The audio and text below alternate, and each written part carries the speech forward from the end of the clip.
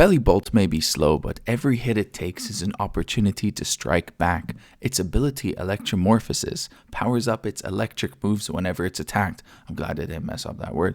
Turning defense into offense and making every moment unpredictable.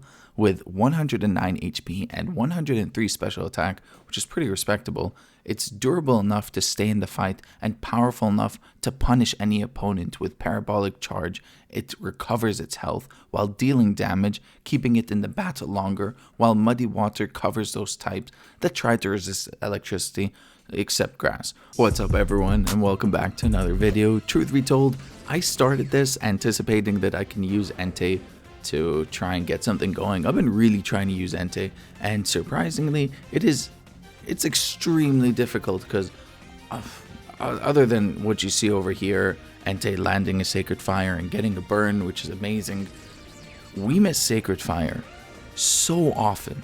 And although it doesn't seem like it in this video, because this is one of the videos that actually turned out well, that I didn't, start to fume and kind of rage quit in a sense and close it without saving. I wanted to show you guys how many times I miss Sacred Fire, but you know what, I'm gonna save that for a different time where I show you a loss, because this is not about Entei.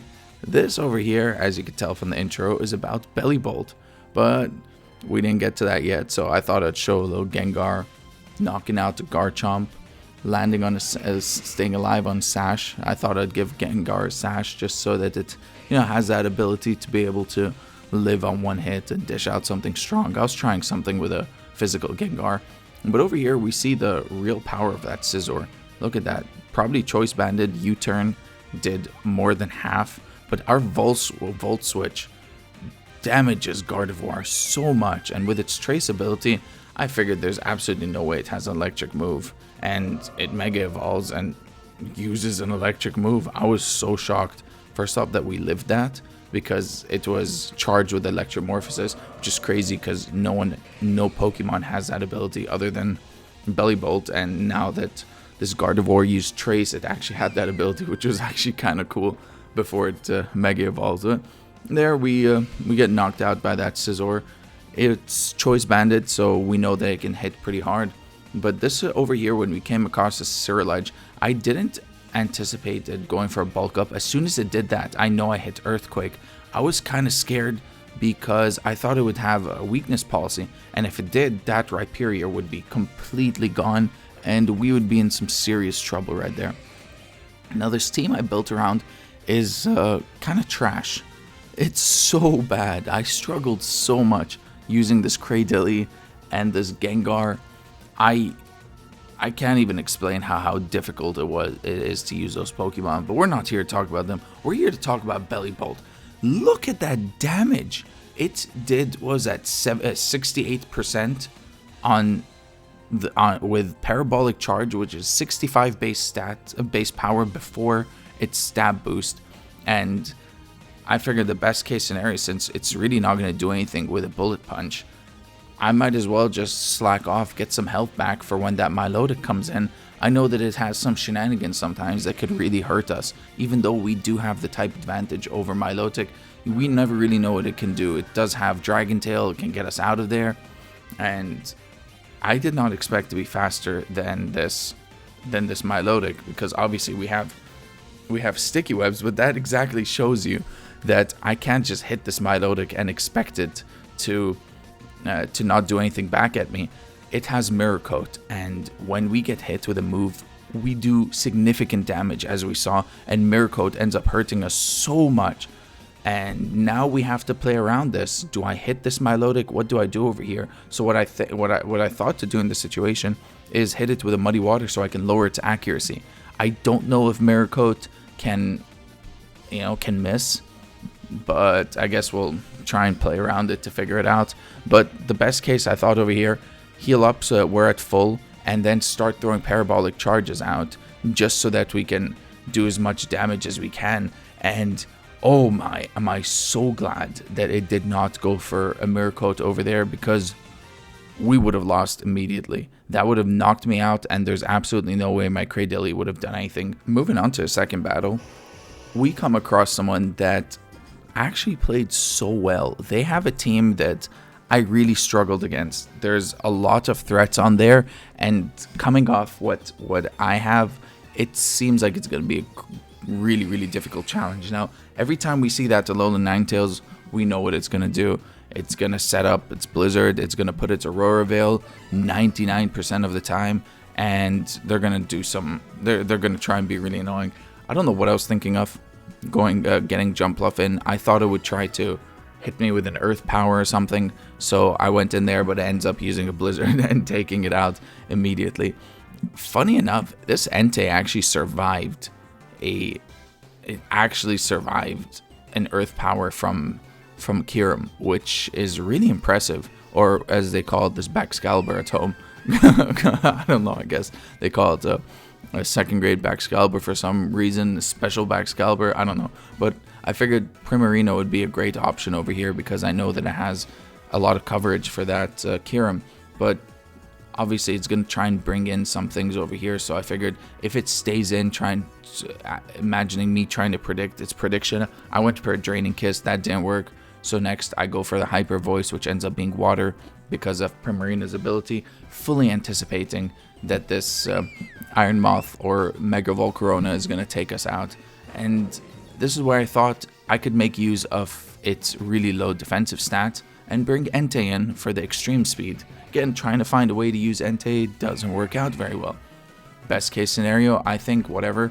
Let me hold on to it, save it for a sack, because I know that this Empoleon can't really do anything to Dhelmise, which is a really cool Pokemon, by the way, and I'm going to try and start to utilize it a little more.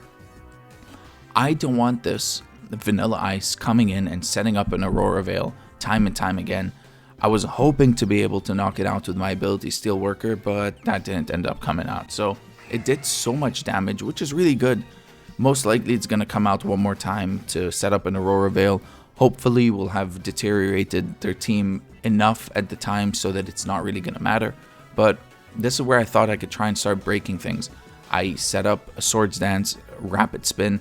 I go for another Rapid Spin to try and make it +2 attack, +2 speed and +2 attack, so I can do some serious damage. And in comes this Rillaboom over here. I thought, alright, Rillaboom can't really do much to me. I mean, it usually has high horsepower for the electric terrain. It has knockoff, probably grassy glide. But this Iron Head, it does damage, not as much as I hoped. But still, it did enough for me to be able to be happy with the work Dhelmise put in here, knowing that it probably should have done more against the Kyurem or Ninetales, but yet again it is really weak to ice. So I think the best case scenario is bring out Bellibolt and hit it with something powerful, because I did not know what else to do, but it uses Earthquake in the grassy terrain. If you're not familiar, grassy terrain reduces the damage of Earthquake, so people usually run something that doesn't miss, that can miss, like high horsepower, I think is what this Rillaboom gets. But they decide to use that. I try to take advantage of it, wear out the terrain and the Aurora Veil as much as I can, and look at that, we survived a non-stab Earthquake from this Rillaboom. That actually worked out. And remember what I said about smart plays from Bellibolt? Over here, I know they're going to try and set up the Aurora Veil again, because they're going to try and get their other Pokemon to set up for their sweeps, you know, and I don't want to let that happen. I know it's going to do that, so I get a Slack Off. I did not know it had Encore, but either way, I wanted to either try and knock it out or get more health back, so I figured getting more health back would have worked out the best case scenario. Switching in my Rhyperior with an Assault Vest, I try to take advantage of it, not expecting me to be able to live it, and I do live it, hitting it back with a Dragon Tail to throw him right out, pop something random in there, and it brings out the Empoleon. A little bit unfortunate, because anything that came across me over here can most likely knock me out, but that Flip Turn does not, thanks to the ability that we have Solid Rock, and an Earthquake, what does 18% to this Kyurem. Sure, it's behind an Aurora Veil, which technically is like a Reflect and a Light Screen put in one. So its Reflect is up and it did 18%. Not so bad, but here we can get in Bellibolt, and This is where I'm trying to conserve this because we only have 2 Pokemon left. An Entei with next to no health and a Bellibolt that can heal itself. It is -2 at a special attack. It's not going to do anything to me. I'm just hoping that I don't get a special defense drop for the other Pokemon coming in, and I don't. I let it go down to the burn, I heal up to 100%, and now it's probably going to bring in that Ninetales to set up the snow again, set up the Aurora Veil. So it did it 4 times this match, which is really impressive. I mean, this person played really, really well, but they did not anticipate this blubbery frog over here that can wreck them. So bring in the Scizor, naturally it Megas. I absolutely love this Mega so much, and it hits me with a dual Wing Beat. I'm thinking, why? Why do you hit me with a dual Wing Beat? Sure, steel moves are not very effective, flying moves are not very effective, but do you have bug moves? What kind of bug move would you have? An X-Scissor maybe, a lunge, a U-turn. If it does U-turn out, it will hit me first. I go out to the Empoleon. It will do massive damage to the Empoleon, so it probably doesn't want to hit U-turn on me. I imagine it's trying to let the Scizor go down, just a second-rate way for it to try and stay in the game, but that Muddy Water misses. I try to lower its accuracy so it stops hitting me as much, but it doesn't really matter. I kind of want things to hit me with this ability just so that I can be able to generate so much attacking power with the Electromorphosis ability. As you see, the Parabolic Charge does significant damage and actually has a lot of PP, which is great. And this is where things got a little bit dicey.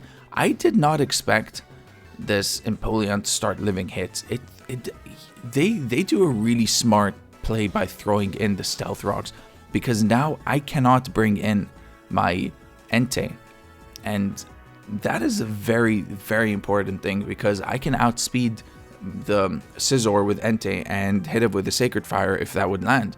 But over here we end up having this Empoleon just over and over and over again. It just keeps going for roost. It was at this point I thought I would try to change it up and lower its accuracy for some reason, forgetting that its ability is competitive, but kind of works out a little bit in my favor because I want it to hit me, because I want the Parabolic, the Electromorphosis Charge, so that I can hit Parabolic Charge. And look at that insane damage. It actually does so much, but I don't think that this Empoleon has special moves. I mean, it has Stealth Rock, Knockoff, Roost, and Flip Turn, so it can't hit me specially, which is weird to have that competitive ability if you can't really hit specially, and it ends up missing the Flip Turn. Just salt in the wound at that point. Now Scizor comes in, it really can't do anything. Its last move was U-turn, so we knew that it wasn't trying to use a U-turn and get out into that Empoleon so that whole thing would come again. But thank you all so much for watching. This was incredibly fun. Cheers.